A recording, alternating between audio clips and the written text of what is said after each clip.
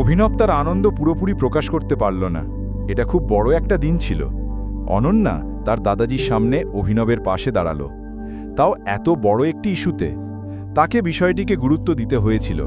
সে জানত এখন পরিস্থিতি তার অনুকূলে। অনন্যা ধীরে ধীরে অভিনবের প্রতি আকৃষ্ট হতে শুরু করল।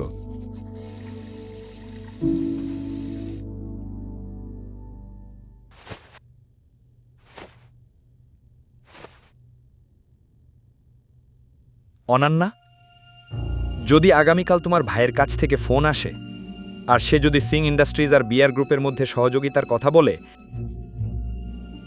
তুমি যেন সাথে সাথে হ্যাঁ না বলো, কিছু সময় নেবে। তোমার গুরুত্ব বোঝাতে হবে। তোমার মাথা খারাপ হয়েছে নাকি সানি? ভাই সবকিছুই তো চিরাগকে দিয়ে দিয়েছে। এখনও বিআর গ্রুপের সাথে পুরো কর্পোরেশন সামলাবে। ওর কেন আমার প্রয়োজন হবে? আর তুমি তো কিছু জানোই না। তুমি শুধু আজে বাজে কথা বলো। অনন্যা, শুধু মনে রেখো, যদি ফোন আসে সাথে সাথে হ্যাঁ বলো না। Good night. শুয়ে পড়ো।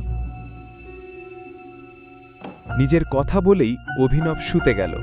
অনন্যা কোনোভাবে নিজেকে সামলে নিল আর আলো নিভিয়ে শুতে গেল।